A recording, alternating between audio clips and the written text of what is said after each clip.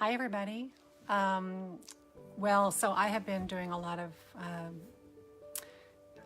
thinking today, but one of the things that I noticed is I'm completely off on my days. So today is actually day 20 of my 30-day live challenge. And today's topic is around scarcity. And this was a really tough topic for me because when I started to think about all of the thoughts around scarcity that I have had in my life, it becomes very emotional.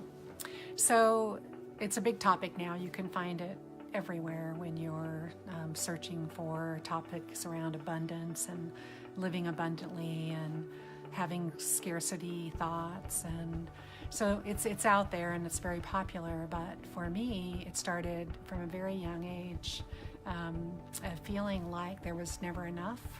Feelings of fear around running out, around the feelings that were translating from my parents around not having money. Always that fear that bills couldn't be paid or the heat would be turned off. All those things that come up for little kids. And so that was my first example of scarcity that translated into college and into being a parent and into being a grown-up. And it started with that feeling that never enough money, never enough food, never enough energy, never enough time. Just living that sort of scarcity life where I wanted to hold on to everything, and I believed that in the end it was around my self-worth. I believed that I wasn't worthy of enough. I didn't deserve enough. And that I didn't realize that until I was well into my 50s, that scarcity is tied to self-worth and what your thoughts are that you're paying attention to. What are those sort of negative self-worth thoughts that you listen to that in the end that make you have this feeling of inadequacy, not being enough, not having enough. And of course, I think part of it has to do with our society right now. And there's so much around, the better, the bigger, the more extravagant. What does it take to feel good enough? And it took really getting away from my crazy, wild job and moving to a smaller town to realize that there's very little that we need to feel good about our lives. And as a matter of fact, reducing the clutter and kind of removing all of those things that we think we have to have makes us feel better in the end.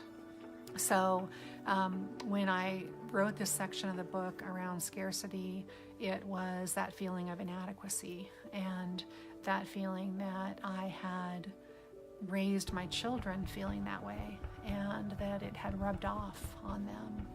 And so that was why it was such a huge piece of that forgiveness ritual that I had to take on.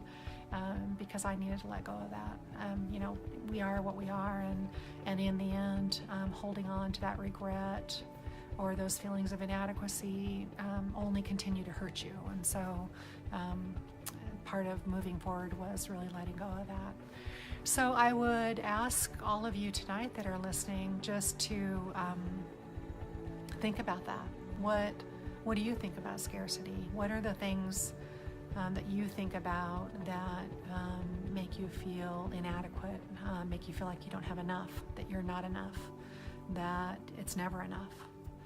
And what are those things that make you feel like you're living a life of abundance, love, security, friendship, gratitude? Some of those things that if you flip your mind to be thinking about gratitude and abundance instead of scarcity and not having enough, I'm assuming you would feel a lot happier every day.